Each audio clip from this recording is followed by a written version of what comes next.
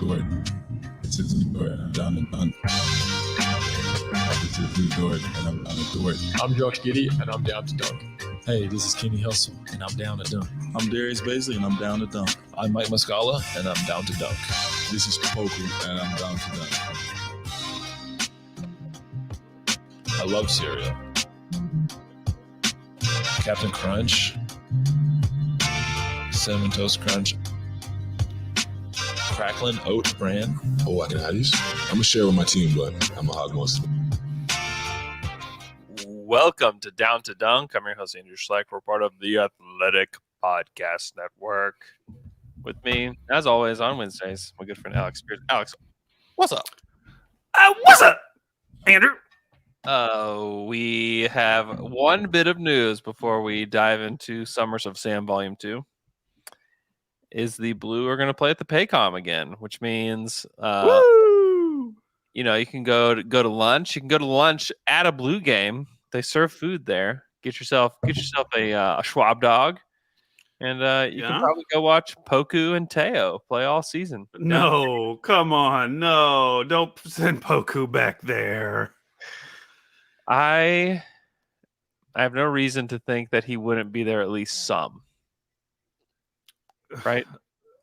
I feel like there's plenty of reasons why it's this year 3. Year 3 of Blue basketball, baby. I do think that you'll get to see some of the guys, though. I mean, like, see Usman probably. Yeah, I mean, I think of all the players, Usman would benefit the most. Yeah, probably the other Jalen Williams will be playing. Jay Will, perhaps. Yeah. I mean, I'd be surprised if he wasn't. Yeah. I mean, Jerry played for the Blue last year, some too. Yeah. So yeah, there might be some games worth watching. Yeah, it's fun. I went down there for a noon game once to watch Poku against the Kings. He was terrible, but it was fun. And Usman would be the highest drafted player to ever play in the G League for us, right?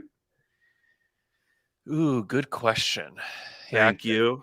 There's honestly aren't that many other guys that could. I was going to say the chance, because I don't think Steven played for the Blue, did he? And he was drafted at 12, I think. Yeah, and obviously Josh didn't play for the Blue, and then the Blue didn't exist. It was the 66ers back then, but you wouldn't send Russell Westbrook or Kevin Durant or James Harden, right? So. Yeah, I think that would probably be the case. The highest drafted Thunder player to play for the Blue. If maybe Usman Jang is just awesome and he doesn't have to play for the Blue, but if he does, he'll be the highest drafted player. Is that a claim to fame? No, but I'm just setting up the Blue season. Like, if he did go down there. Okay. Arguably the most exciting Blue season, the most exciting time to go watch a Blue game. True. You can get to see Usman Jang. They'd probably give him like the alpha role on the Blue. Hey, let's see what you can do. Yeah, it's true. So that might be fun. There's no Xavier Simpson there to take up all the possessions. Yeah, he got signed by the Magic, right? He did. Yeah. Another bit of news. I lied. Poku and Nikola Jovic are not going to play for Serbia. The quote from the Serbian team: "We did not get permission from their teams." Ooh. So the Thunder don't want him playing over there. They need him here, working on his shoulders. Wouldn't it be better for his kind of like global status as an NBA star if he could, you know, stamp Poku on the world stage? Yeah, maybe they're protecting him to a degree as well. Because if the whole world, no, yeah, because he's playing for Serbia. I mean, they're a good team. Yeah, what if he doesn't play? Well, yeah, that probably is the case. He probably would not play.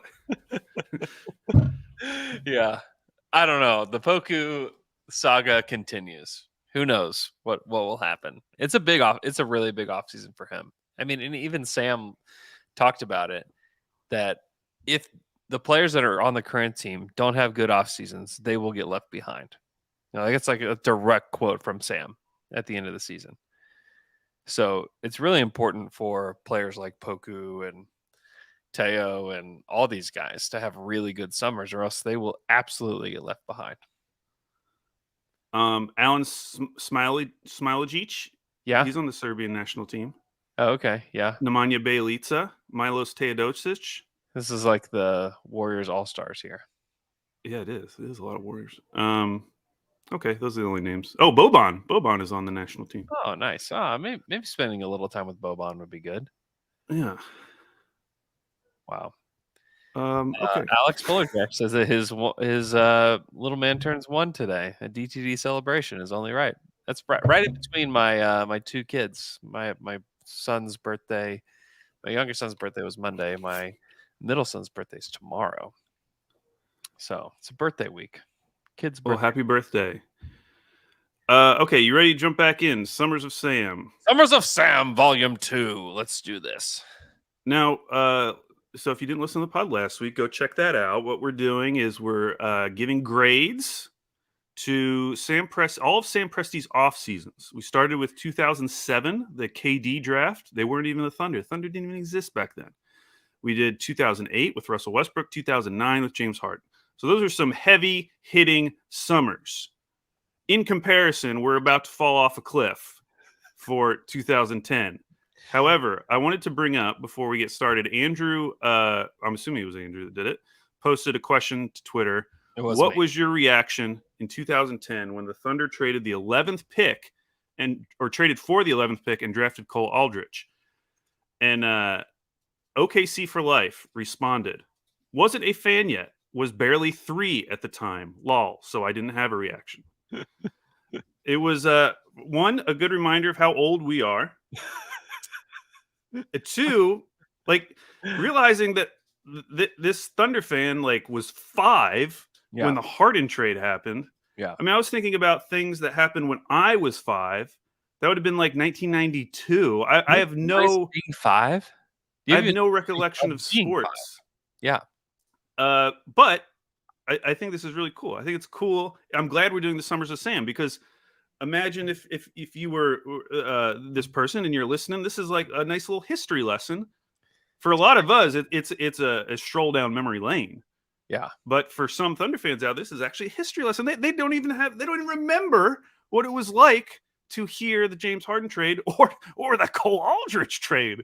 They don't even remember what that feeling was like. This is Thunder hardcore history. Yes. You're listening to that pod? All the time. Oh my gosh. Yeah. Unbelievable. It's so good. Yeah, my wife loves the way he says again, because he says it like again and again and again. It is like it's an extremely violent podcast, especially the one he did on the Pacific War. Oh my gosh. Okay, so 2010. So we're coming off a run, Andrew, KD, Russ, Harden, 3 straight MVPs. At this time, we are still very worried about the center position. Yeah. You know, we've had the Nad Krstić experience. Yeah. You know, we've done that. Who else has been a center? I mean, I'm sure Johan Petro got some minutes. Yeah, Etan Thomas was a center for us. Yes. We just didn't have one. We just were like, we don't have a center. Sort of similar to these last couple of years. Yeah, it was one of the final pieces, you know, the last at that time. And like now it's taken 2 drafts, but also like 3 like big like moves to get here. Right. So in this draft, the Thunder make a big trade on draft night. Oh man. Where they trade the 26th pick, which is the one they got in the Kurt Thomas trade, which we mentioned in the last episode, and the 21st pick. The 2 guys taken with those picks, Quincy Pondexter, who I did like once upon a time, and Craig Brackens, who I believe was from Iowa State. Yeah, he was. And they traded up for the 11th pick and Mo Pete. Now, first of all, just like remove all the names. Can you imagine in today's NBA getting the 11th pick for 2 picks in the 20s? This is one of those trades that's similar to the Kurt Thomas one, because one of the big reasons that it happened was because the Hornets were in trouble financially. Yeah. They needed help. And taking on Mo Pete's contract was like one of the big reasons that they got this deal done. Yeah, they got these additional picks, but like we need financial help, and if you can satisfy us with like a couple later picks, great. And yeah, there's no way a trade like this would happen today. This is definitely like an early aughts trade. Where it just doesn't. Trades like this don't happen anymore.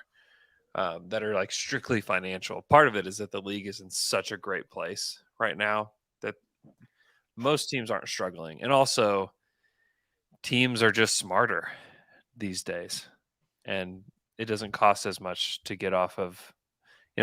People ask, and maybe even like people will trade their future picks. Like we got the future Jazz pick, in the Derek Favors deal. But yeah, on draft night, you just don't see these kind of trades happen. And so there we were in Norman. Me and Luke lived together at the time, watching this. And right when the trade is made, I know who they're picking. I instantly know. I know why they did this. It's going to be Cole Aldrich. Yeah. I was so hyped. I thought Cole Aldrich, because I purely was thinking about it in a stats way, and I was thinking he's a 10-10 and 2 blocks guy. I was thinking in fantasy terms. He is the next Al Horford, is what I was thinking in my head. Yeah. And I was so hyped because, like I mentioned, all we wanted at that point was just give us a center. We can just get a center, because we had Jeff Green. Yeah. Like we had KD, Russ, and Harden. Like all we need is a big guy. Just find us a big guy, and we're good to go. And we weren't good to go. Cole Aldrich was the 11th pick. The one thing I will say about this draft. Remember why we felt hyped about him? Like, what were the reasons that we felt hyped about Cole Aldrich? Because I felt the same, and like other people had commented the same. Like John Hamm commented, like, "Great, now we don't have to try to gobble up a trade for Anderson Varejao or Kendrick Perkins." Or there were other people who said that they were hyped about it. Like, what was it? Because we just saw him high in mock drafts? I remember Bill Simmons and Chad Ford did a podcast where Simmons was hyping up Cole Aldrich, saying like he's just a starting center. He's going to be, 12 years in the league, contributing at a high level. Like, what were the things that got you hyped? I honestly think it was that he was presented like you knew it wasn't DeMarcus Cousins who was in that draft, or even like Greg Monroe. Like you knew you weren't drafting a star. Yeah. But at that point, it felt like it was like a plug and play. Like that's how it felt. It was like, just get this guy, put him in the lineup, and you're good to go. Like set it and forget it, Andrew. It's Cole Aldrich. I know. That's how it did really feel that way. I went back and watched some of Cole at Kansas. And like one thing that really should have been a huge red flag is just the way he runs. He runs with like his whole body is just moving in like this, like almost like gelatin, It's just like when you hit gelatin, like if you had like a big like bowl of gelatin, you hit it, the whole thing just kind of moves in waves. He kind of runs with his whole body as if his body were made of gelatin. Like it's not good. And as we'll get to, like he was off the team in like 2 years. Yeah, like it didn't play him, and he was like this throw-in at the back end of the Harden trade, where it was just like, you know what? Yeah, we think we made a mistake. We made a mistake with that one. And you look at the draft too. You look at pick 11. Like, who else would you have rather have? That draft kind of was terrible. It was a really bad draft. And that's why when we get to the grades, like it's hard to get too angry, because if you just look at this process-wise, like just trading 2 picks in the 20s for the 11th pick is a huge win right there. Yeah. Going after your number one need and taking the best player available, which we would have said that at the time. Yeah. Like that's a huge win. And then you look at the rest of this draft, like the next couple names off the board. Now, first of all, the names before, Paul George went at 10, Gordon Hayward went at 9. Yeah. Al-Farouq Amino 8 would have been nice. Even that. Greg Monroe at 7. Al-Farouq Amino wasn't good though. Like whoa, what? Early year Al-Farouq Amino was not good. Oh, early year, yeah. He had a nice season though in Portland. Yeah, he had like one nice season in Portland where people thought it would have been nice to have that one nice year, Andrew. He would have been long gone by the time he had the nice year. okay, my point is there were some nice names. After him, though, Xavier Henry, Yeah. Ed Davis, Patrick Patterson, Larry Sanders, who I did love, Luke Yeah. Babbitt, Kevin Seraphin, who was on many a fantasy team.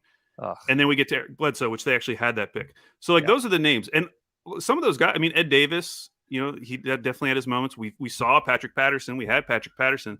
But there's no one that you're like, well, we missed out on a Giannis or something. Yeah. I mean, if you were like, man, like if you're taking a big, who should they have taken? It's probably Ed Davis.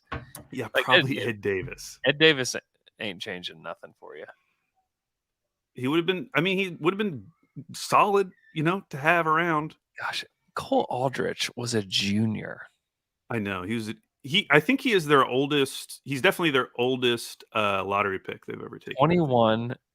He was almost 22 by this time. Almost 22. Which is the same thing for is J-Dub almost 22? He's like 21.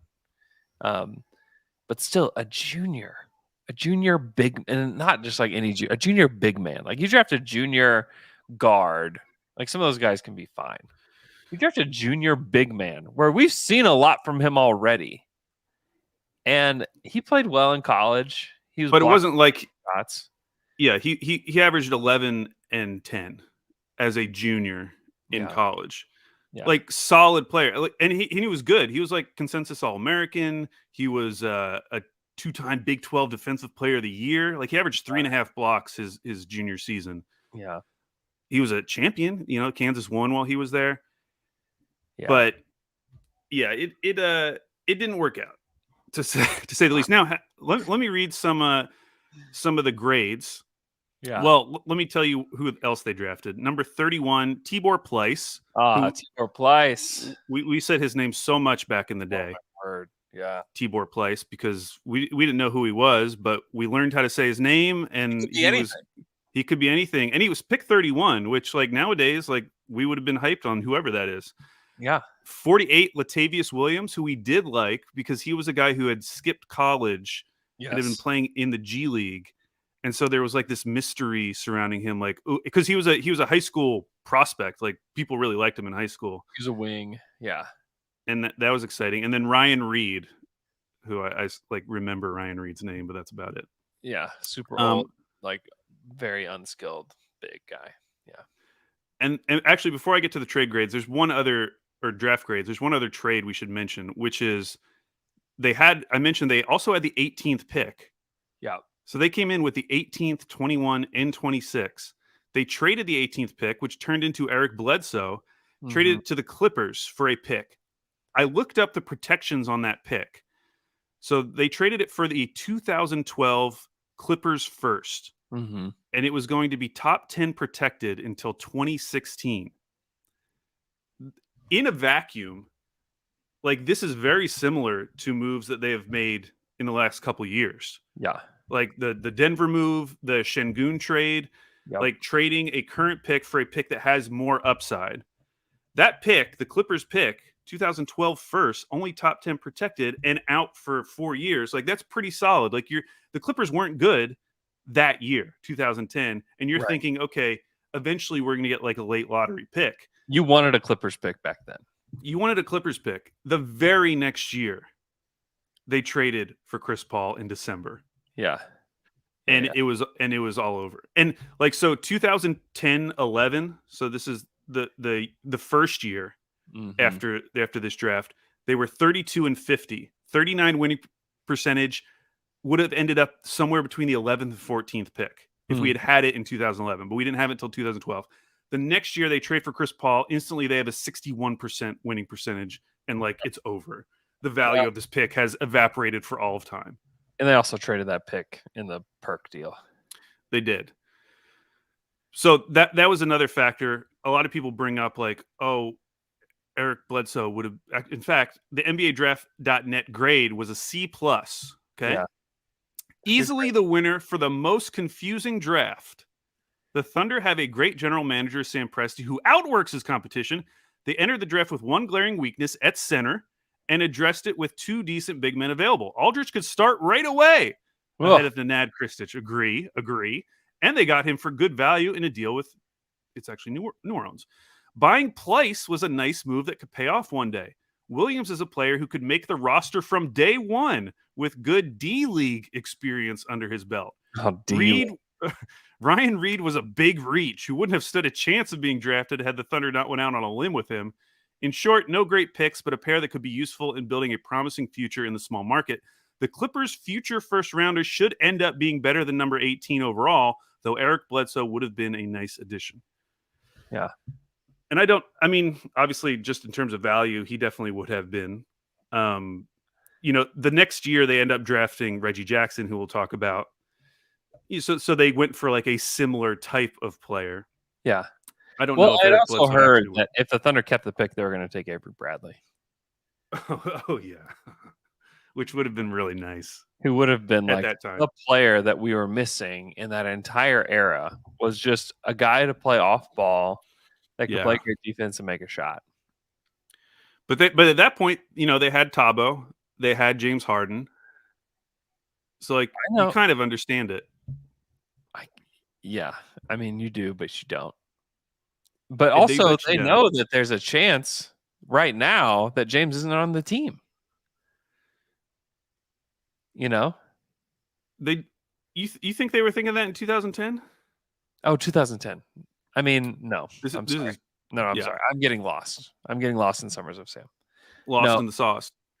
But obviously a mistake. A mistake, yes. Chad Ford gave them a B+. I just wanted to read what he said about Aldridge because this should have been the warning sign. The Thunder's target at number 11 was Aldridge, a true rebounding, shot-blocking center. Aldridge fits a need for the Thunder in the middle where he could provide the kind of defense that Joel Przybilla has given the Blazers. Oh, my gosh. I remember people comparing him to Joel Przybilla, which should have been a red flag. It should have been. Listen, Joel Przybilla had some nice years. He had a couple nice years, yes. But still, that guy in the lottery? He never averaged more than 6 points in a season. Who he was getting compared to? What's the comp? What's like the current Joel Przybilla comp in the NBA? Ideally, it's like Mason Plumlee. Yeah, although Mason Plumlee's better.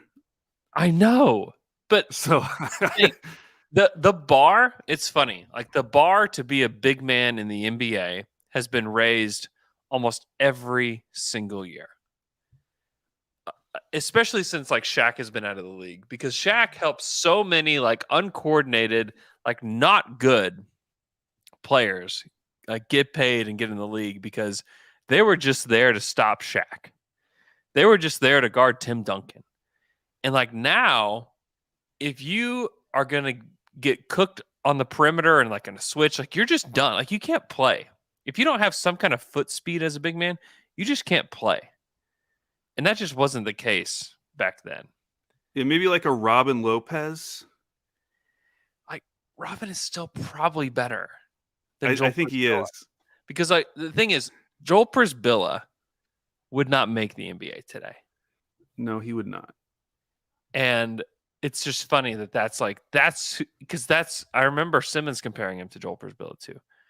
There's just nobody. And people are like, Jay in the chat, Pirtle, Pirtle's 1,000 times better than Joel Przybilla ever dreamed of being. And honestly, really who they ended up trading for this next season, Kendrick Perkins, was kind of the better version of Joel Przybilla. Yes, he was. He had a little bit better foot speed. He's more athletic than Joel was, but then he had the knee problems, which kind of led to stagnation and almost regression for him. But yeah, that's the thing. And that maybe you couldn't see coming at the time, because at the time, just having these big guys was just a thing. It was Joel Przybilla had a 13-year NBA career. Unreal. He wouldn't get drafted today. Drew Timme. Think about Drew Timme. Think about how skilled Drew Timme is. What a good basketball player he is.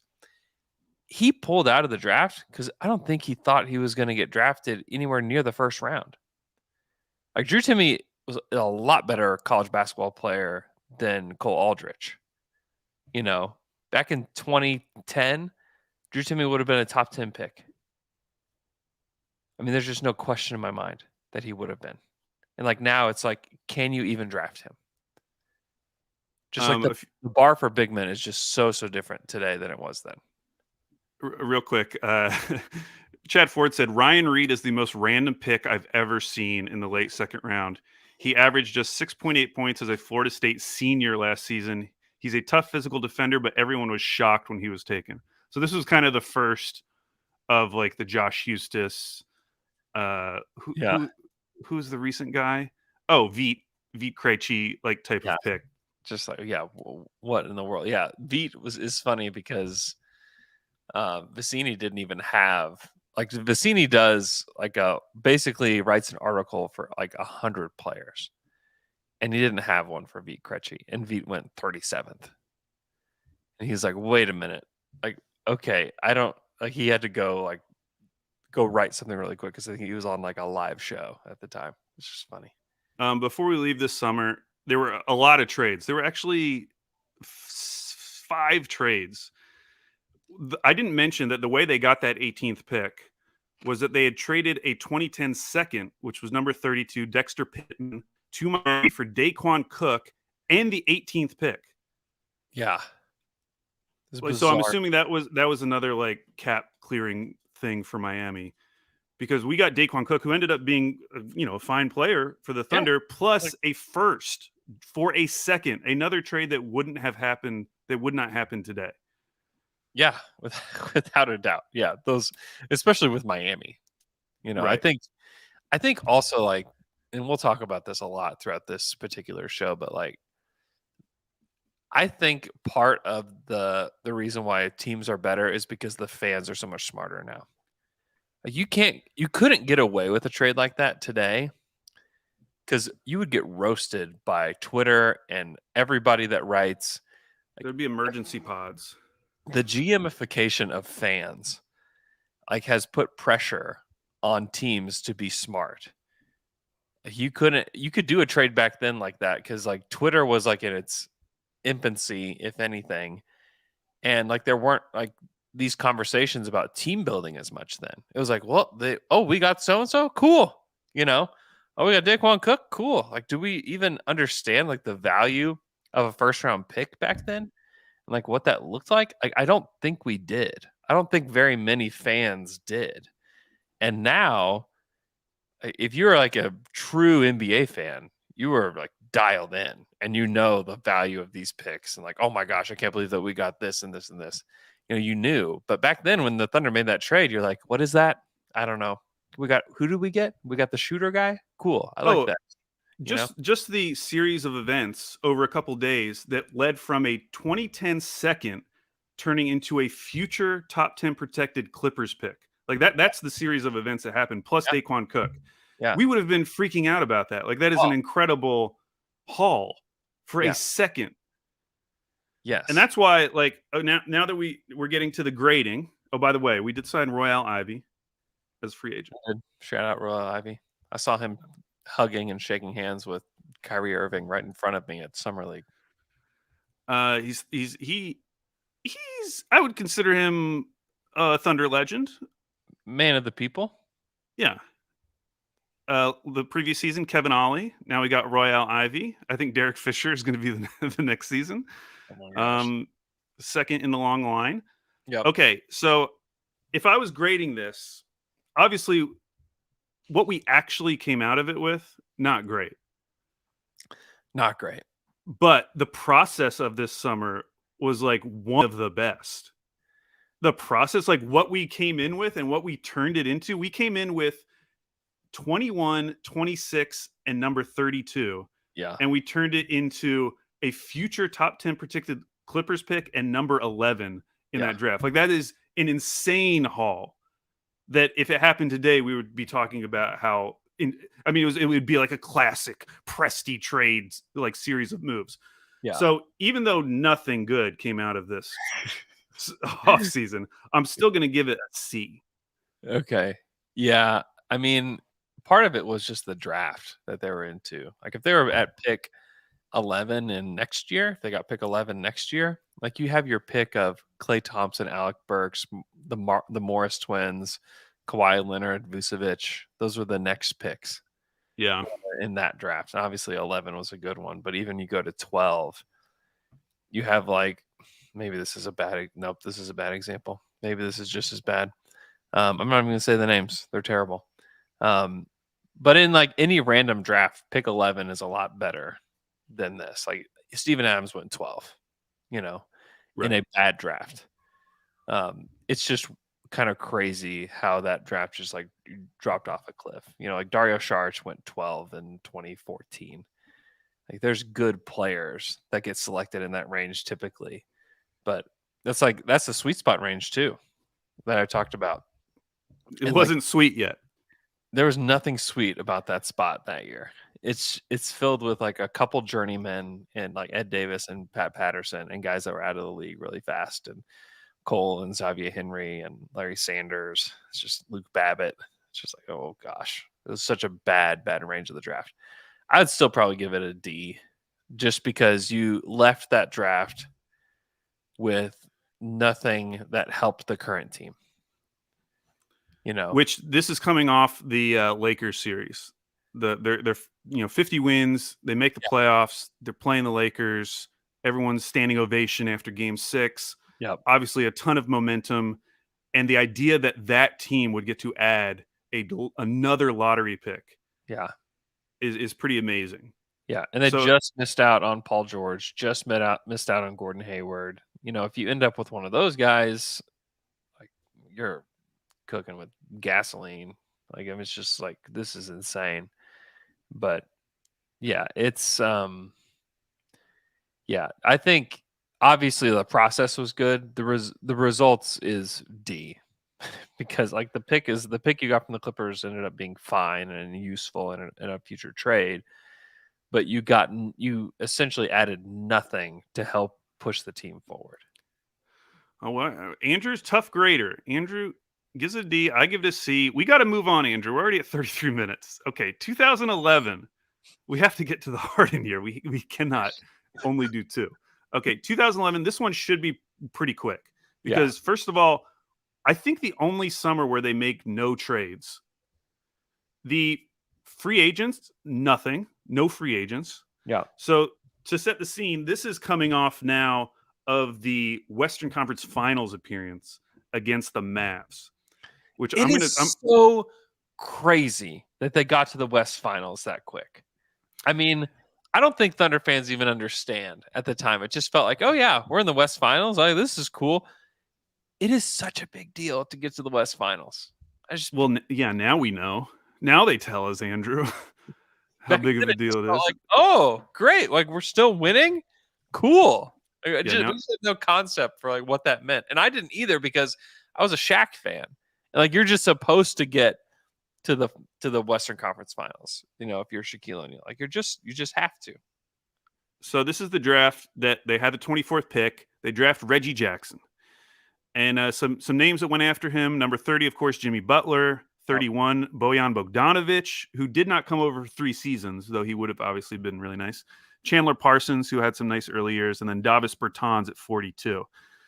NBADraft.net gave it a B-. Not many scouts focused on Jackson during the season because few thought he would be entering the draft. But once they did, they liked what they saw. And there's no disputing Presti's track record for finding talent.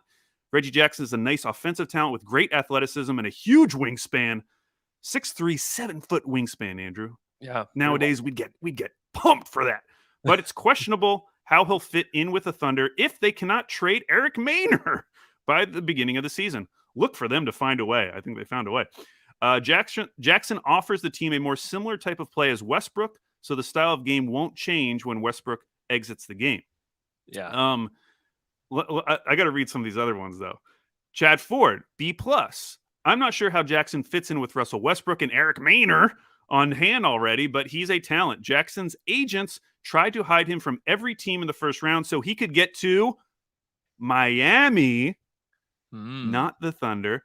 But the Thunder swallowed hard and took him anyway. This was a case of a team taking a prospect it believed was the best player available, and it could pay off down the road for Oklahoma City.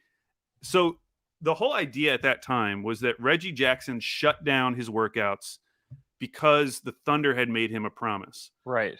And the reason why everyone thought that was because this all happened right after he worked out with Oklahoma City.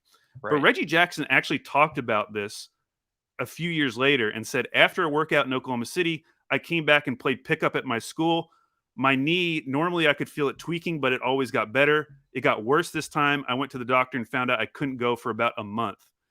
So I actually think we remember that wrong. And according to Chad Ford, it was Miami who had made the promise to Reggie Jackson and not Oklahoma City. And it was actually a big deal for Oklahoma City to kind of go out on a limb and take this guy who they probably knew at that point had been promised by Miami, who took Jimmy Butler at 30.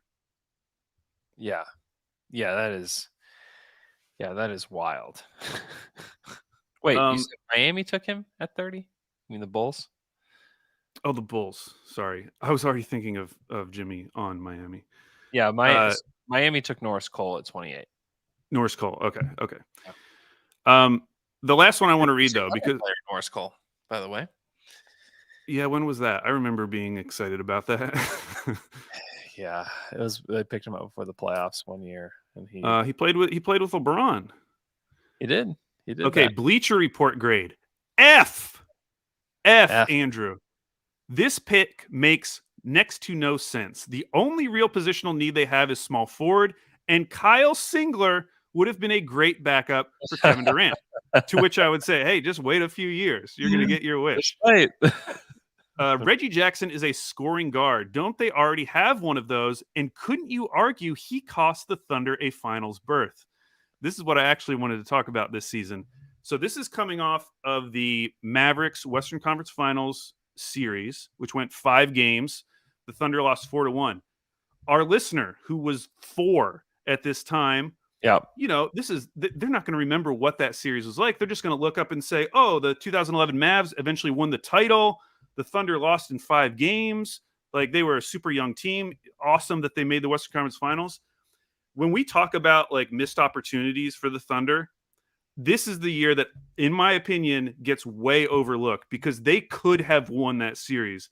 I want to read you some stats that will blow your mind from that series. Russell Westbrook in that series, 36% from the field, 20% from 3, 5 turnovers a game. He was benched for the entire fourth quarter of Game 2, a game in which OKC won 106-100. Scott Brooks went to Eric Maynor in the fourth quarter of a Western Conference Finals Game 2. Westbrook was an all-star and second-team All-NBA that season and was benched in the fourth quarter of a playoff game. Like, when you think about it was the right move, but at the same time, like, when you think about how this franchise eventually catered to like everything Westbrook wanted, it's kind of fascinating to look back and realize, like, Scott Brooks of all people benched Russell Westbrook, all-star, all-NBA Russell Westbrook. This was the case though for a lot of the year, is that and it's why there were like debates about like, is Russell Westbrook a point guard? Because Maynor was like the quintessential, like, slow it down. I'm going to control the ball. I'm going to make sure I make the right kind of pass. I'm going to get Kevin Durant open kind of point guard. Where Russ was just like a Ferrari that you threw, like, you just chunked bricks down at the accelerator and like he just went, wherever it went. And it was that, and he just learned to gain control of that through time. But he had like the most spectacular, and like a lot of, like, if you're 4, then you don't remember. But even whenever you were 10 or 12, like, you remember Russ making boneheaded decisions then. It was like times 10 back then. He still had like the flair for the spectacular, like way up, like stuff that no one else could do. And then there's times where you're like, what is he doing? Like, why are you taking that shot? What is going on here? Like, we need Eric Maynor out here to like settle this thing down. That was a theme of that entire season, was that like Russ was still like this, like, out of control, like, animal, to a degree, where he's just like going everywhere, like taking crazy shots, but also like winning you games because he would make insane plays. He's either, back then, he's either winning you games or losing you games, and he was winning more than he was losing, but still, like, he would have games like Game 2. And he had games like Game 2. I would say that series in terms of like the bad Russ, good Russ narrative, that's what brought it to a national stage. Because so they win game 2, it's 1-1. They lose game 3, which was a like kind of brutal loss in that Dallas was ahead the whole game, but OKC made a run at the very end and just couldn't close the deal. But you were like, oh man, we were so close. Then game 4 happens. OKC has a 15-point lead with 5 minutes left in the game. Yeah, I remember that. In the final 5 minutes, Russ went 1 for 5 from the field, missed 2 free throws, and had a turnover. If he hits one of those free throws, the Thunder win the game. It's 2-2 going into game 5. They end up losing in overtime in game 4. That game in particular is one of my earliest memories of disappointment with this team because the prior season, like losing in 6 to the Lakers, there's no disappointment there. We were all just happy. It was like we're happy to be here kind of feeling. And I think in retrospect, people think that way about this Mavs series. But at the time, it felt like we are right there with the Mavs. And if we can just get an average series, because KD's stats for that series, 43% from the field, 23% from 3. If you just get average series from Russ and KD, they probably push it to 6 or 7. They definitely push it to 6 because, I mean, that they don't give up a 15-point lead with 5 minutes left. Yeah. I think that series goes 7. And like, who knows? Like, they were good enough to win that series. They were, but like the age of these guys, man. Like, who cares, Andrew? Westbrook, as we would learn. Westbrook was 22. Durant was 22. I mean, Ibaka was 21. Harden was 21. I mean, this is, and I brought this up. I did this short little podcast on Dream Team last week where I just talk about like the age, like the ultimate exception to the rule was this team. The ultimate exception to young teams lose was this team. There's been not in the last 15 years has there been a team like this where it's you have guys 22 and younger leading you to the Western Conference Finals. I mean, people think of the Grizzlies as like and the Grizzlies are another example, like an exception to the rule, but they still are like their average age of like 23 or 24. Like they're not this young. It is there's not another team in the last 15 years that was able to do something like this. It is absolutely insane. And I think that's part of like where our expectations come from as a Thunder fan base to a degree too, is that we have seen this happen. We've seen this come together so quickly. And it's probably why people are getting mad at me that I think they're going to lose again. It's like, no. We've done this before. Like they're going to win. They're going to go to the playoffs. Things are going to be great. Teams that are there's been 3 teams in the last 15 years that have been 22, average age of 22 or younger. It's this year's Thunder, it's last year's Thunder, and it's the year before year's Thunder. That's the 3 teams, the 3 youngest teams. And like young teams just don't win except for this one. Except for this one. So I found a ESPN offseason questions article about OKC. And I just think this is good because it kind of puts into context where we were as a franchise. And so they used to do those like 5-on-5 where they'd have 5 writers answer 5 questions. So Royce answered these, Mark Stein, and then a few other blog guys. So these are the fact or fiction questions they had about the Thunder after that Mavs series loss. Fact or fiction, the Thunder should explore trading Russell Westbrook. That was the first one. 3 of the people, yes, 3 of the 5 said fact. Wow. Royce and some other random guy were the only ones to say fiction. Yeah. But just to put that in context, like that's what people were talking about after that series. That's how bad that series was. That, of course, we forget about it now because then they made the finals and it's like, who cares? They were super young. What do you expect of them? But that's how people were talking after that season. Yeah. Fact or fiction, it's time for James Harden to start at the 2. Did anybody say fiction? Yeah, some people said fiction. They were still thinking Manu. This is Manu. Royce didn't. Royce said fact. He needs to start. Fact or fiction, Kevin Durant will become the best player in the NBA. Fact or fiction, the Thunder have solved the 4 and 5 positions because this is coming off of trading for Kendrick Perkins. So now you have a front line of Ibaka and Perk. Yep. And then fact or fiction, the Thunder will win the West next season. So that's kind of how people were the main topics of conversation about the Thunder at that time. Like, polarizing from day one. Where it was just like, Yes. we lose in the Western Conference Finals when we're 22 years old. We should trade him, and like you shouldn't have traded him then. But when it came down to like the Harden or Westbrook, like what could you have gotten?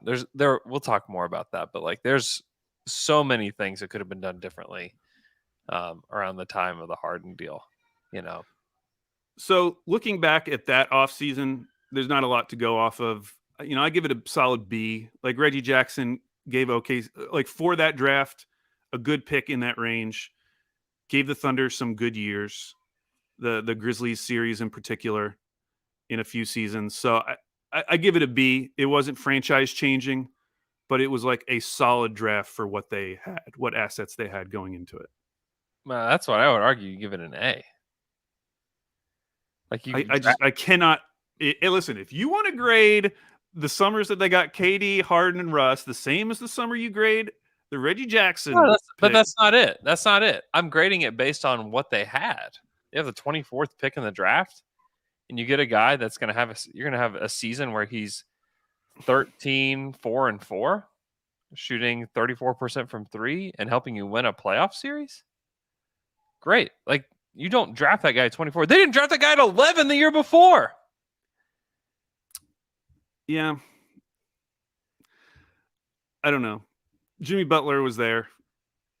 Would have been arguably like the perfect player for that era of the Thunder, because like early Jimmy Butler was like just really good defensive player. Jimmy, you think Jimmy and Russ and KD is a personality? Obviously, like Reggie's personality. I mean, apparently it was off the rails anyway, so why not? Oh, you think Reggie Jackson was?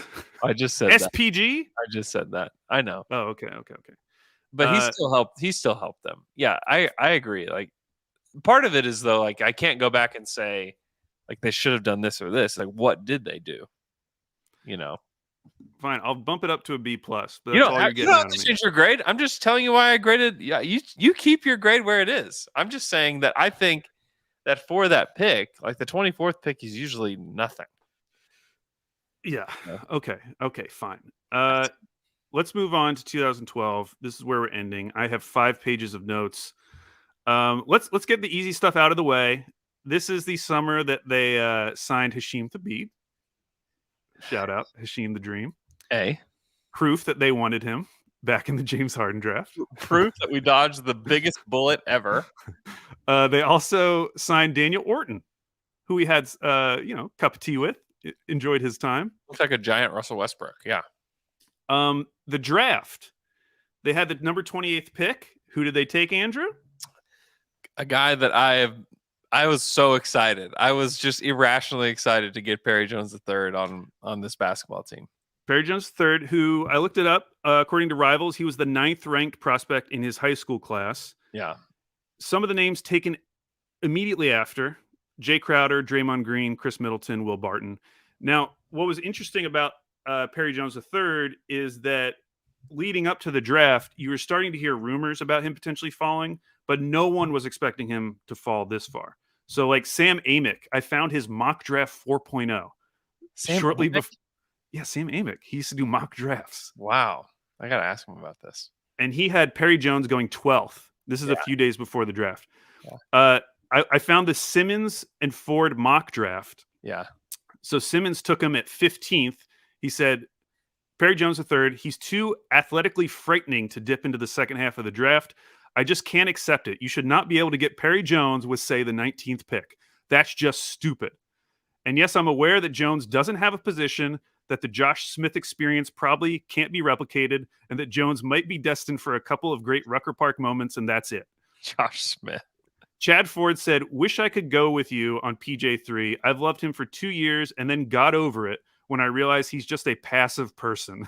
He works hard, he's skilled, but he just has no desire to take anything over. He wants to pass the ball and take jumpers. Guys his size just can't get away with it. Coaches will bench him, put him in the doghouse, try everything to motivate him, and then realize he likes to just run up and down the floor.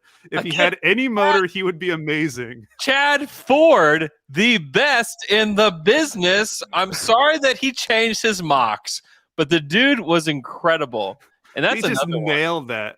That So was like good. the most accurate description of Perry Jones. Holy smokes. And also like a big red flag for a player like Perry Jones is that he's a sophomore. Yeah. A guy who is ranked 9th in his class is 6'11", crazy wingspan, like looks like an NBA All-Star. Like if you were to line up everybody in this draft and say, pick out 5 All-Stars, you for sure pick Perry Jones. For sure pick him. And like it's a huge red flag that he had to go back to Baylor. It was. And it wasn't, it's not like he was bad either at Baylor. No, he's all. I mean, he couldn't be bad because he's easily one of the most skilled players in this draft. It's And just I think mental stuff with him. And I think it's important to say that if it was just the motor questions, he would not have fallen to 28 because Chad Ford came out after the draft and said multiple league sources say NBA team doctors are concerned about a meniscus issue in the knee of Baylor forward Perry Jones III. While opinions among NBA doctors vary on the ramifications, some teams believe the knee could pose a problem down the road and at some point require surgery. Not all teams have the same degree of alarm, but the concerns have caused his stock to slide from the mid to late lottery into the late teens and early 20s. And he actually ended up falling to 28th. So that was before the draft. Yeah. But like you said, how excited you were, NBAdraft.net, A, CVSSports.com, A-, Bleacher Report, A+. Like this was universally seen as like the rich get richer. In fact, I read that line in particular. The rich get richer. They drafted Perry Jones III. It's kind of crazy because the end of the first round is so bad. But then you read the second round guys. Like here's 21 through 30 in this draft. Jared Sullinger, Fab Mello, John Jenkins, Jared Cunningham, Tony Roten, Miles Plumlee, Arnett Moultrie, Perry Jones, Marcus Arnett T. Moultrie. Festus Ezeli. Great He's name. like the most successful of all of them. And then you go to the second round, like 34, Jay Crowder, 35, Draymond Green, 39, Chris Middleton, 40, Will Barton. Like we just like missed on so many of those guys. Like all those guys would have gone in like the lottery if you did a redraft. But like they were just all there, like very good players, all-star level players, and like great, like really good role players. Like the Thunder could have used Jay Crowder like so much through like this era. And you get Perry, who's probably like the antithesis to Jay Crowder, just like crazy talent, length, athleticism, everything. Like Jay Crowder's just like this 6'6", bulldog that just wanted to play basketball. Okay. Are you ready for the Harden trade? We're at 54 minutes. Yeah, I'm ready. We're going long, obviously. Yeah, I have 30 minutes, so that should be plenty of time. So this is the Harden trade off season. It was made a day before the start of the season or something. The actual training camp started. Yeah. Yeah. So the actual trade was James Harden, Cole Aldrich, Daquan Cook, Lazard Hayward to Houston for Jeremy Lamb, a 2013 Toronto first, a 2014 Dallas first, and a 2013 second. The protections on those picks at the time, they would get the Toronto pick if it fell between 4 and 14. Yeah. Then it became top 3 protected in 2014, top 2 protected in 2015, top 1 protected 2016. And then the Dallas 2014 first was top 20 protected. So that one really wasn't that great. Yeah. And before we get into the trade itself, that Toronto pick, previous 2 seasons, Toronto had won 22 and 23 games. This offseason, they traded that first, the Steven Adams pick, for Kyle Lowry. They selected Terrence Ross. They signed Landry Fields as a free agent, who ended up not being good, but they were actually signing him to try to get Steve Nash back in the day, if I remember correctly. Yeah. And then in January, they traded Jose Calderon and Ed Davis for Rudy Gay. So they dramatically changed their team. They end up winning 34 games. I went back and it doesn't matter for a bunch of reasons because one, the draft was terrible. And like, even though they started 4-19 that season, but by the time they traded for Rudy Gay, they were 16-29, which means they went 12-10 before getting Rudy Gay. So they were already starting to win and like be just a normal bad team. Yeah. And because it was top 3 protected, like you're not getting Oladipo. I think the most realistic like upside of that pick would have been ending up somewhere like 6 and getting Nerlens Noel, who I Yeah. think they would have drafted. I think that is like the ultimate upside of what that pick could have been. Yeah. Which isn't great, obviously. It's not great, but Nerlens would have really helped them at the time. Yeah, because his first 2 seasons, he was like pretty incredible in terms of like steals, blocks, center. And he also, like the situation with the Sixers was so weird. It was just so strange and just not a good. And it got him in just like a weird place where he ends up being like the hot dog guy with. But also led to him getting like a huge contract offer that he turned down. But like that's how people were thinking about Nerlens just a few years later. Yeah. I mean, Nerlens would have been perfect for this team, I think. I left out that they got Kevin Martin, who I found a quote from Kevin Martin after the trade happened. This is what he said to Mark Spears. "Oh my gosh. Feels like a dream. Sometimes words can't describe it."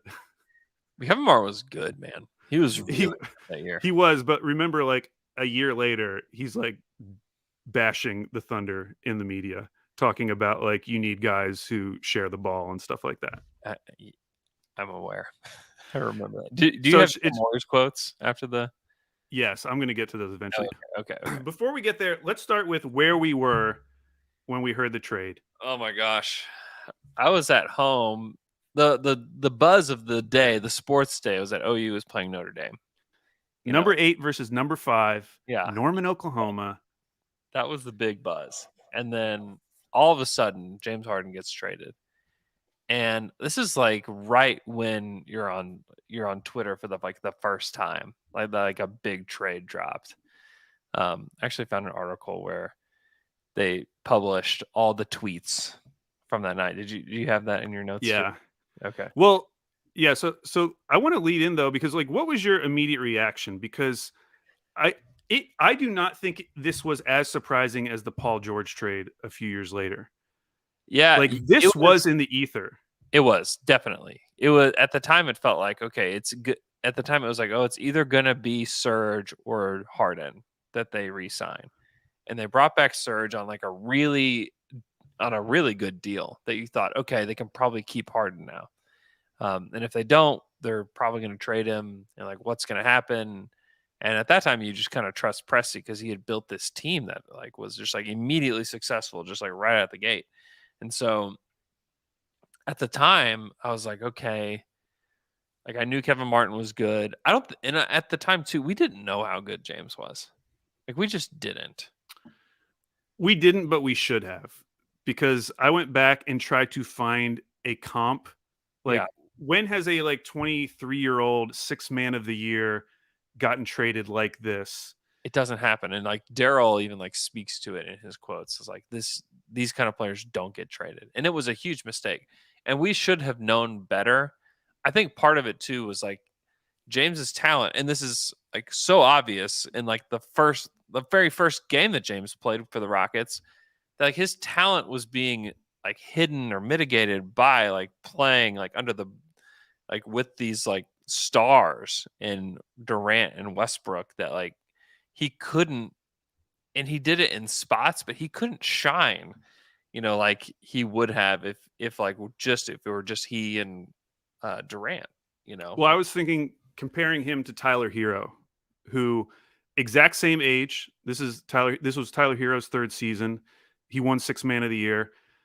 Like they were in a very similar spot. Tyler Hero got to take 17 shots per game last year. James Harden in his final season took 10 shots a game. Yeah.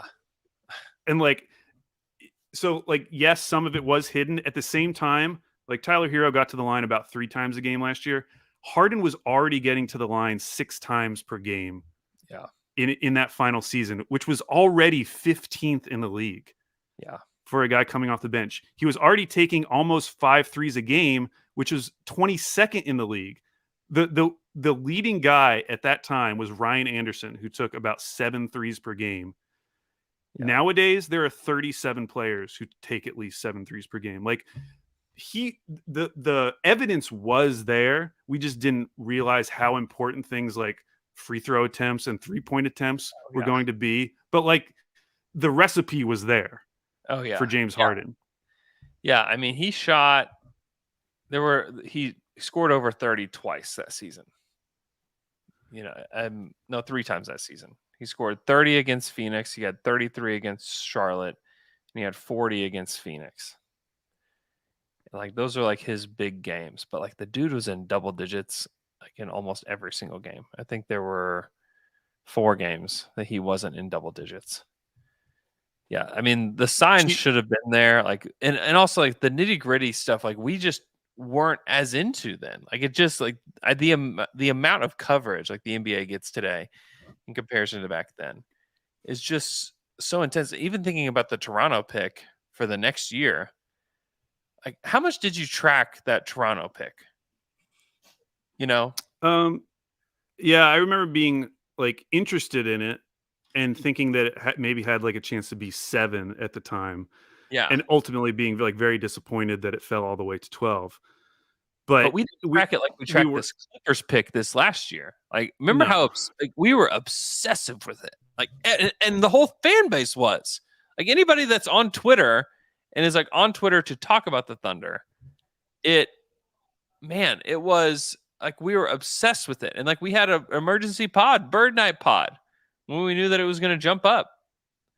Like if we knew it was going to jump up, then like we would have been like, oh, that's cool. Like it wouldn't have been like this giant reaction to it. It's just right. The amount that the NBA and the coverage and like how to be an NBA fan, like how different it is just kind of insane.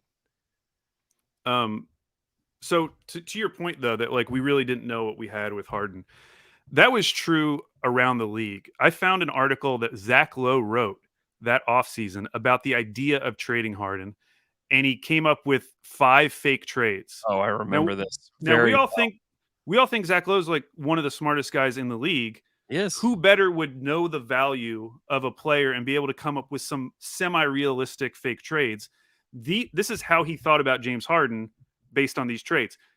First one, trade him to the Magic for JJ Redick and 3 first-rounders, which honestly, like JJ Redick would have been really nice. JJ Redick would be perfect for that team, but yeah. Trade Harden to Houston for Kevin Martin and his expiring deal on picks, including Toronto's pick, or instead of Martin, get the picks with a young player or 2. Jeremy Lamb, Chandler Parsons, Royce White. He wasn't even thinking of like combining those, that you would get both. Yeah. Picks from Milwaukee for Mike Dunleavy Jr. and a young player like Deron Lamb or Tobias Harris. Send Harden to Cleveland for something like Anderson Varejao and then Tristan Thompson or Dion Waiters, or trade him for Lou Williams and multiple first-round picks. Lou Williams. Like you read over those deals, the deal they got way better than any of those. Yeah. At least at the time, in terms of like the amount you're getting back. So I think that's important to recognize that like even someone like Zach Lowe wasn't valuing James Harden the way that someone like Daryl Morey was. And Royce wrote this was either a few days or a few weeks before it happened. This was the end paragraph. He said, if the Thunder don't keep Harden, the 2012-13 season is probably their best chance ever to win a title. Yeah. Which is true. While a deal getting Kevin Martin and picks or JJ Redick and picks might benefit the team down the road, it will only hurt their current title chances. And after coming so painfully close to glory last season, you really think they're going to take that kind of step back? If anything, it would be about one last run at it next season and then trying to recover in 2012 or 2013-14 if Harden signed elsewhere. I have a feeling all this talk is going to look really silly when Harden inks an extension in the coming weeks, but until that happens, it's an unavoidable discussion.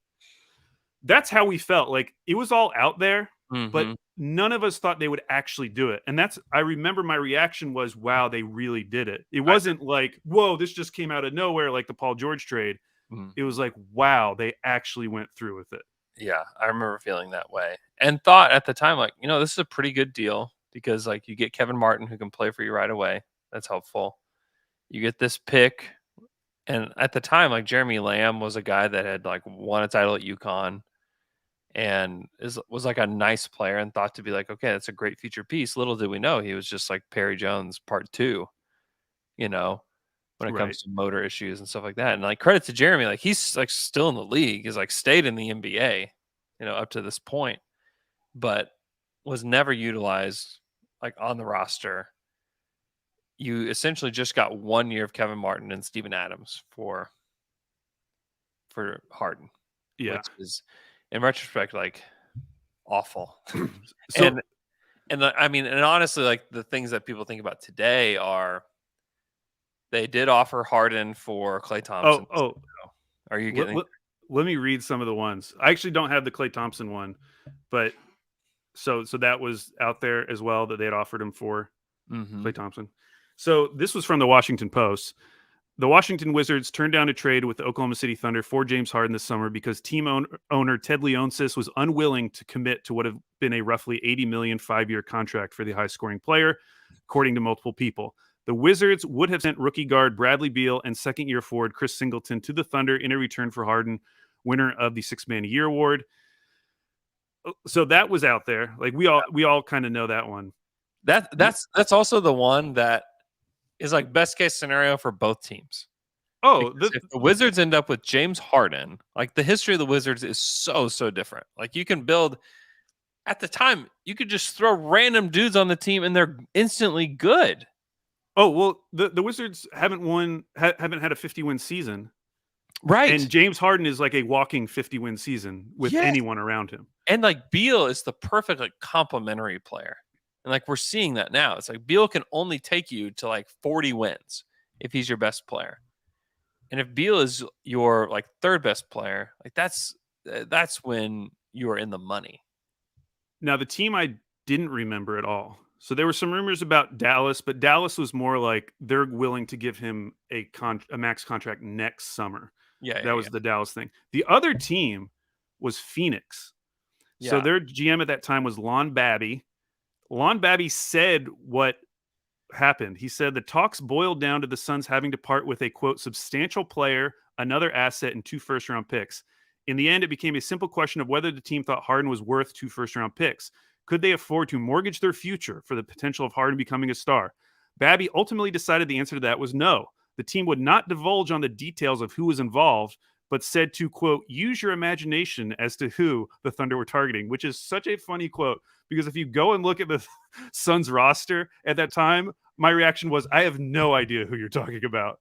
Who could you possibly be talking about on this roster? Now, the people who wrote this article, this was a SB Nation article. They said, if the Thunder were looking for a significant young player, another asset, and multiple picks, the best the Suns could offer to the naked eye would involve who? Markieff Morris, Jared Dudley, and picks? Or maybe Marcin Gortat? Maybe, quote, this is Lon Babby, maybe we already have our star player, said Babby with a wink and a smile as Goran Dragic practices free throws. Michael Beasley rifled up more catch and shoot threes, and Morris took a quick water break. Maybe they do. Oh my gosh. The leading scorer for that 2011-12 Suns team, you know who it was? Was it not Dragic? Dragic wasn't on the 11-12 team. Oh. Who? Dudley? Marcin Gortat. Oh, yeah. And which At I actually 15 and 15, 10 and a block was that's your stats leader for that. Don't team. you think that was the target though? Because the next season they drafted Steven Adams. Yeah, Marcin Gortat by that time was 27. But if they had any concerns about Perk, which it feels like they did, but by the next season, I know, but they traded. I mean, I don't know. I don't. Do you think they would have gone for Markieff? Like who? Like that's what I'm asking. Who were they possibly asking for from the Suns? It had to have been about the picks to me. Like I don't know who. There's not the only substantial player on the team was Steve Nash. Right. And he was 37. So like that's not the guy. Like it's the weirdest team because it's like this is just a team in the middle. You know, my guess is that maybe it's Markieff Morris. Is the only guy I can think of. Like, and the only reason Marcin Gortat put up 15 points a game is because he had Steve Nash as his point guard. Right. You know? And maybe Jared Dudley would have been part of the deal, which, like, he would have been a helpful player. But, like, cool. Still, I mean, I mean, you still, maybe you want the Suns picks, you know? But maybe you don't. Because you add James Harden to this team minus Marcin Gortat, like, you can replace Marcin Gortat. They had Robin Lopez on that team, too. they would have been just fine. Really dumb by Lon Really? Babby. Oh my gosh. Uh, Unbelievably dumb. Okay, so I want to read. There's so much. I want to read Woj's article that came out immediately after. Yeah. Not the whole thing, but just first of all, he said what Presti's original demand was Kevin Martin, Chandler Parsons, Jeremy Lamb, and 3 first-round picks, including Houston's own in 2013. That's where he had started the conversation with Daryl Morey. Woj said the impact on the Thunder locker room won't have the dark fallout some fear. When word reached Russell Westbrook late on Friday, he was disappointed Harden was gone, loved him as a person and as a teammate, but he wasn't devastated over the deal. Privately, Westbrook loved how Presti had strengthened the back of the Thunder roster with 2 rookies, Perry Jones and Jeremy Lamb, which is very funny to think of Westbrook being excited about those 2 guys. We all felt that way, though. We all felt that way. Remember, Yeah. it was like Thunder U at the end of the bench where like they would be just destroying teams. And then you would get like the Reggie Jackson, Jeremy Lamb, Perry Jones that would go out there and play and like, this is the future of the Thunder. Like it felt, honestly, it felt a lot like when like the young guys for the Warriors get in like last year, you know? Yeah, except the difference in ages between those two groups were like 3 years. Right. But yes. Yes. But it didn't feel that way though, because Yeah. it wasn't even about the age. It was like, it's just about like the stratospheres of like, these guys are already at the top of the NBA. These guys are just starting their journey, you know? So continuing on, Russ always admired how Martin had scored, Kevin Martin. Center Kendrick Perkins also had privately told people he believed a trade was inevitable. To a man, none of the key Thunder players were surprised this happened, and none are conceding championship aspirations. In some ways, they can all breathe out now. This is the team, and now they go forward. When the rest of the Thunder were celebrating a Game 1 victory over Miami in the locker room, Harden could be heard grumbling over too few shots, 5, and too few minutes, 22. Veterans Derek Fisher and Perkins laid into Harden, telling him essentially, we just won an NBA Finals game, and the last thing in the world that ought to worry you are your individual statistics. Harden apologized, but it was clear his mindset wasn't right. He never found his way back into a proper rhythm in the finals. Yeah. And that's what, and at the time too, and I read this like 100 times this morning. I'm sure you did too, that, and like, I think Ben Gulliver wrote about it. I think that, who else wrote about it? Howard Beck wrote about it, was that it was just all about the luxury tax and the money. And honestly, like a lot of the reason that James Harden didn't remain in Oklahoma City was because he didn't want the role that they were offering him. Which totally understandable, obviously. It was the right move for James. And like the right move for the Thunder, though, was not making sure that he was amenable to that. The right move for the Thunder, in hindsight, is like you just give him the max extension. And then if it doesn't work out, you trade him on a max extension where you can probably get more. Because, and that's why so much is talked about the luxury tax. Regardless of if they had extended him or not, they still had 1 more year at $5.8 million. Exactly. The whole luxury tax conversations wouldn't have really come into focus until the following summer. So even if you let him wait and go to restricted free agency, someone would have offered him a max and then you match it, or you decide not to and do a sign and trade. Or if you just offer the extension, you still have a year to figure things out. You could trade him at the deadline. You could trade him next summer. You could trade him the following deadline, and it still wouldn't have affected the luxury tax yet. Yeah. I mean, just giving it a little bit more time, you probably could have gotten Bradley Beal. Where like the Wizards see it and they're like, oh, okay, that guy? Okay, we'll do it for that guy. You know, or even the Warriors at the time, who weren't the Warriors yet. This is 2012. Like, you think the Warriors, if they would have saw that he was this guy, would have made the trade? Absolutely. And that's why when we talk about the James Harden trade, knowing, and the Thunder knew that, like they knew that the luxury tax concerns weren't really going to be an issue for another year. Yeah. That makes you feel like, then you read this Woj article, like it was definitely because of behind the scenes thing in terms of the timing, why they made that deal. Yeah.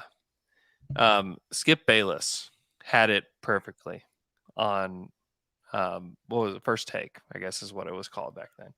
I actually have the clip of Skip Bayless. This is how you know that you're in a bad place when Skip Bayless nails it. He backed it up and made a resounding statement that echoed all the way back to my hometown of Oklahoma City. You blew it, Thunder. James Harden, listen, he brought that team back last night, Stephen A. That was not a simple game to win. He'd had no practice time with his new team. They are down 8 with 9:22 left, and they won by 9, mostly because of James Harden. And I'm going to take one more step back from this. And the more I look at it, the more shocked I am that the Oklahoma City Thunder didn't at least play this out for the year, because clearly they took, you disagree with this, they took a big step back with an eye on the future at the expense of this year. I don't get it, because they could have played out this year. They could have done a sign and trade for James Harden, or silly me, I thought about this. You could amnesty Perkins, and you could just flat out open your pocketbook and pay the luxury tax that it would cost to sign James Harden to a max. It was doable. I know some of those owners there, Stephen A., they have a whole lot of money, serious money. And it's almost like on principle, they said, we're not going to pay that much luxury tax. Why not? There he is, beast mode, 37 and 12 assists. In Detroit, comeback win, and you don't have him. What are you doing, Oklahoma City? And what are you doing, Stephen A., picking Oklahoma City, even though they don't have James Harden anymore? He nailed it. He absolutely nailed it. This is after James Harden's first game with the Rockets. And yeah, I remember that game. That was brutal. It was so brutal. And he nailed that in every aspect. Like, you could have waited. You could have amnesty Perkins. Like, there are other ways to mitigate if you're worried about the money. Like, there are other ways to handle this. And like the amnesty Perkins thing was like, that was a huge thing. That was like a Bill Simmons. Like, Bill Simmons, I don't know how many times he said amnesty Perkins, like, on his podcast, probably like 1,000 times, And well, and that factors into the idea of waiting too, because like, even if you don't want to amnesty Perk, you could wait till the next summer to do it. Yeah. Like, you didn't have to do it right then, because again, Harden was only going to be $5.8 million that year. I wanted to read. Well, first of all, did you know who James Harden's agent was at the time? I don't remember. Rob Pelinka. Oh yeah. Okay. Okay, this was from News OK. I'm assuming it was Darnell Mayberry. I couldn't find the actual article. It would have been. Yeah, it probably would have been Darnell. So it says James Harden boarded an airplane Sunday morning bound for Houston. He was, quote, devastated, said someone who knows the bearded one. Harden and his family both. Said Harden was stunned that the Thunder actually traded him to the Rockets. He didn't believe the Thunder would do it. But Sam Presti told him. Presti's lips now are sealed, but sources from both parties said that the Thunder appealed one final time to Harden on Friday, upped its offer to $53 million over 4 years, but told Harden if he didn't take it, he would be traded to Houston. And there's definitely different opinions on how much the final offer was. Most people think it was like 54.5. And there's the detail about him telling Harden, you have an hour to decide what you want to do. Yeah, it's very. And then they trade Harden. But I think that's good context too, whether these sources are telling the truth or not. But the idea that Harden was shocked, and whether he was devastated or not, we'll see, because he immediately got a 5-year deal that he could not have gotten with the Thunder, because Westbrook and KD were already on 5-year deals, right? Which the league had to let them grandfather them into that, having the two. And so it was never going to be possible with James Harden. They could never offer him the years, which now, you think about free agents, it's the complete opposite, where it's always the local team who can offer the extra year. Back then, it was every other team, all 29 other teams could offer Harden an extra year. The Thunder could not. Every other team could offer James Harden more if he was traded than the Oklahoma City Thunder. Yeah, it's very backwards. Okay, you want to go to some of the reactions? Yes. Yeah, I read a bunch of these this morning. So Daryl Morey, listen, he obviously he nailed this. This trade made his career. Yeah, this is the reason why he has this job with the Sixers, is this trade almost a lot. He knew from the second he made the trade. He did. And I'm sure if you look at statistical models and everything, I'm sure Harden was incredible in all those models. So his quote, his efficiency is just outrageous. Yeah. They asked him what he thought about the trade. He said, shocked. I actually can't come up with any examples of a player of his caliber and age getting traded at the time he was traded. It really has never happened. happen. So we were obviously very aggressive and we gave up a lot. Oklahoma City does a great job. We gave up some great players in Kevin and Jeremy and some great draft picks. But a top player like James really never gets traded, so we jumped at the chance. I actually didn't think they'd trade him. I think he's a great, great player. I think he's already playing at an all-star level and is going to be a perennial all-star, and those players are rarely traded. So I thought, frankly, it was going to work out there. I'm very happy for the Houston Rockets that he's here. Yeah. And you juxtapose that with Ted Leonsis, who like doesn't want to do it, or Lon Babby, Right. like, or Zach Lowe, even in some of his trade ideas. Like Daryl Morey, you have to give him credit. He knew from the day he traded for him. I think this is a perennial all-star. Yeah. Now he might not have known that he was going to be like MVP caliber, Mm-hmm. but he knew what he was getting in that trade. Yeah. Yeah, he did. And he was right. And the Thunder screwed up. The Thunder, I mean, this is the biggest screw up and this is the reason, like, if you don't think Sam is a good GM, like, you can point to this, and like, I don't know how you really could think that he's not good. Like, he's very good at what he does, but this is like the biggest gaffe of his career. So I found a Royce Young quote because I think there's one thing I will say is reading over reactions to this trade, it was way more mixed than I remembered. Yeah. No one said it was a bad deal for Houston. Everyone thought Houston did amazing. Yeah. But in terms of the return, a lot of people felt like that was a pretty good return for the Thunder. And I found multiple articles of people who, if they didn't love the deal, they at least thought it was like solid. Yeah. However, Royce Young from the jump knew that this was like a big deal and was anti this trade. So he said, the Thunder can't compete financially with the big boys. They can't keep their own players. They can't re-sign a 23-year-old star that's just coming into his own and was a key piece on a championship caliber team. Instead, they had to deal him away to try and spare some money in the future. It makes me wonder, if OKC can't do that, what does the long-term future hold for this franchise? If they're willing to let a player like Harden get away over $4.5 million, does that give great confidence going forward? It's a wake-up moment. The Jeff Green deal was big and wild, but it was also necessary. This wasn't. And listen, we didn't know everything at the time in terms of the behind-the-scenes thing, but I think that opinion was very common. And that was the way I felt at the time. Mm-hmm. Like, we didn't have to do this. This was not necessary. Why did we do this? And the deal that came back, I would argue at the time, I didn't feel like there was a blue chip asset coming back. It was the Toronto pick that you were just like, okay. But even that, it wasn't like you got an unprotected pick. There wasn't, like, when you think about trades today, like, you would get something back that you were like, this is like the crown jewel of this trade. Well, and like, or like whatever unprotected picks or whatever. Yeah. The fact that the best thing you got back was a top 3 protected trade. So it's keeping you, like, if something magical happens with the Raptors and they jump up in the top 3, you're not even going to benefit from it. Yeah. And then I just wasn't I didn't really have like a strong opinion on Jeremy Lamb. And the fact that he, went in the late lottery, it's not like he was some like high lottery pick. Yeah. People were excited about him, but he actually hadn't played, obviously. So like no one really knew. Yeah.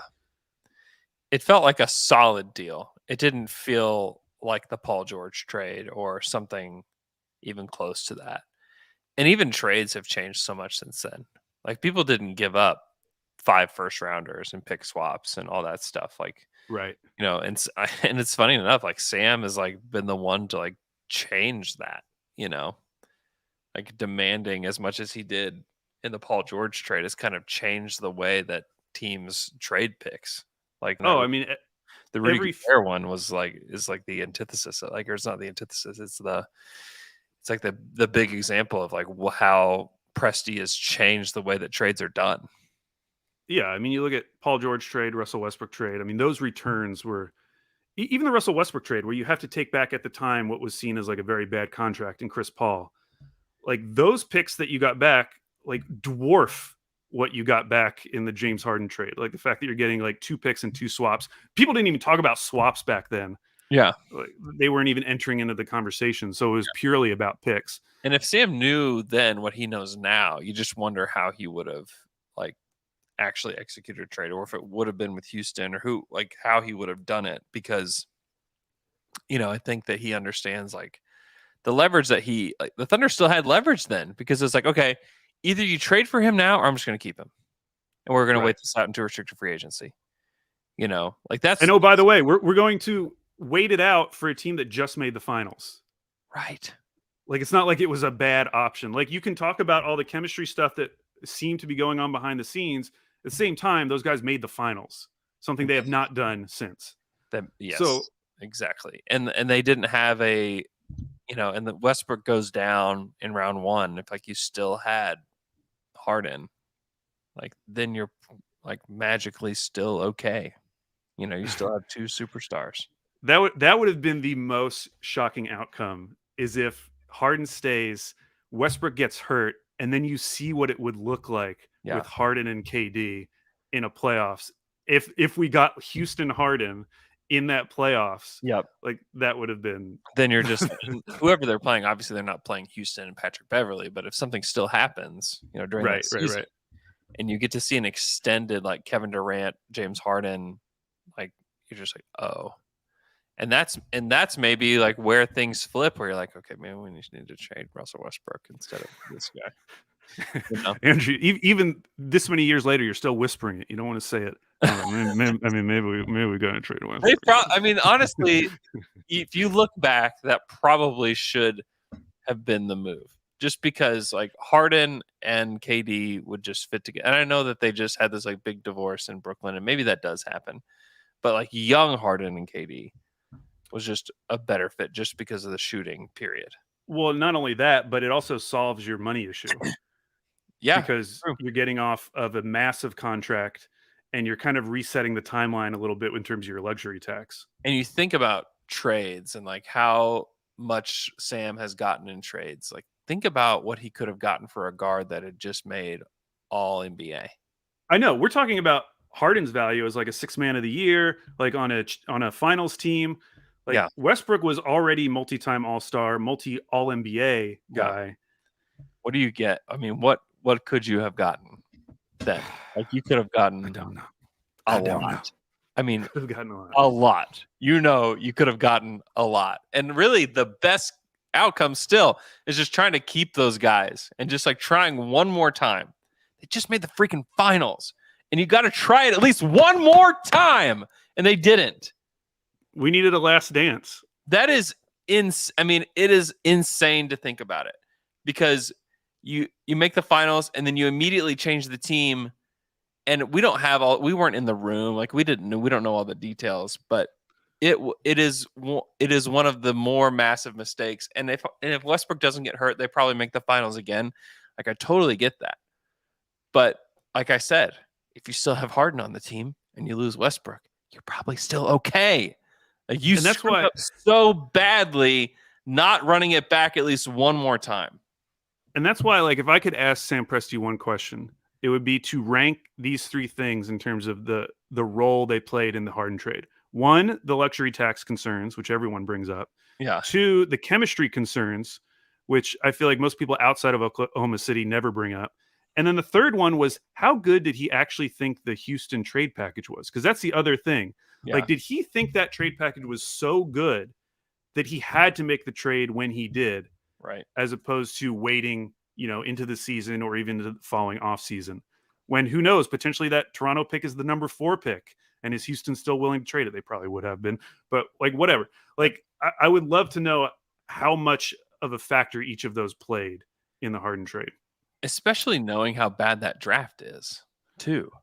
I know. I wonder if we do that going in.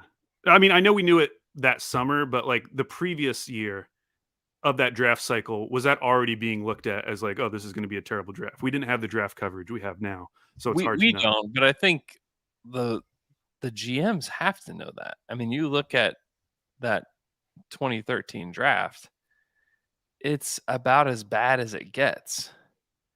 Like, who's the best? The best player in that draft is probably it's obviously Giannis, but like, oh, Andrew, close one. That's an exception. But like the best player picked in the lottery is it's CJ Oladipo and CJ. Yeah. Like in an average draft, those are probably like the 4th or 5th best guys. And honestly, it's not even that those guys were the good players in this draft. It's how bad the other players were in this draft. Like guys who just did not, like Anthony Bennett, just like did not have a career. No. Like guys like Ben McLemore, who's been at the end of rotations, Alex Len, end of rotations, Cody Zeller, Trey Burke, like all these guys. It's not even that they're just like fine rotation players. It's that they're like end of the bench guys for the majority of their career. Yeah. It was an epically bad draft. And they got a good player in Steven Adams. Like you have to give him credit because there were just landmines everywhere in that draft where teams that have these high picks, like the Jazz, like, oh, great. Like the Jazz traded up to get Trey Burke. And you're like, oh, like cool move. Like, oh, great. You just traded for a guy who's a third point guard on a team. Great job. I want to close with something that will make you laugh. I tweeted this out. Ben Golliver in his trade review, which he did give the Thunder like a B+ or something. He said the picks, especially Toronto's top 3 protected first rounder, are just icing on the cake. Did you think it was almost unfair for the Thunder to get Perry Jones III in this year's draft? If the Raptors head to the lottery and don't move up to the top 3, OKC could be in position to take a blue chipper like Alex Pothras or Archie Goodwin. Now that's unfair. That's why I think like it's hard to judge that draft in October of 2012 because those were the guys people were talking about. True. And those guys ended up, I mean, Archie Goodwin, I think, went at the end of the first round. 29th. Yeah. Is it, how do you say Pothras? Pothras? I don't know. I've read that name a lot in my time. I don't think I've ever tried to say it. It's pronounced Poithras. Poithras. I'm on Basketball Reference. Poithras. Alex Poithras. Yeah, he was eventually actually he was undrafted. He played in the league for 3 years, but he was not drafted that following season. Mm-hmm. So like yeah, that draft class like fell off a cliff. If the two guys Ben Golliver knew from the draft were like barely in the conversation in 12 months. Yeah. It's like a BJ Boston situation. Yeah. Okay, so Andrew, what is your grade for the 2012 offseason? F. It is the failure of the franchise. Like I don't think that, and you can try to sugarcoat it all you want, but you can't sugarcoat trash. You know, I am going to add a little sugar to it, Andrew. I'm going to give it a D-. Okay. And the only reason I'm not giving it an F is because now I know that he was in contact with the Phoenix Suns, and whatever deal possibly could have come back from the Suns would have somehow been worse than the Rockets. So just knowing that was a possibility. Yeah. I'll give it a D-.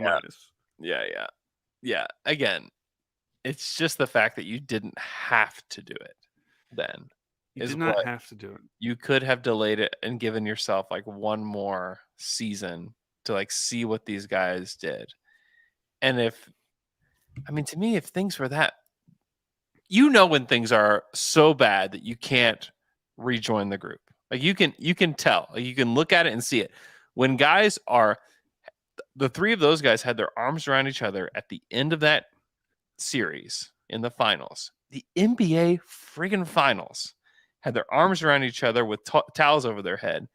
You look at that situation from the outside looking in, and it's not a team that you look at and be like, yeah, this thing is coming apart. I mean, we saw it with the Jazz. Everybody knew that was coming. Whereas we saw it with Reggie Jackson. Like that's an example of like, this is irreconcilable. This is never going to work. Not tenable. Something needs to happen, and it needs to happen quickly. That was not what you could see from the outside looking in. It was like, this is not tenable. This is going to come apart at the seams at some point. It felt like, I remember watching that game and seeing those guys with their arms around each other. It felt like the beginning of something. It didn't feel like the end of something. Yeah.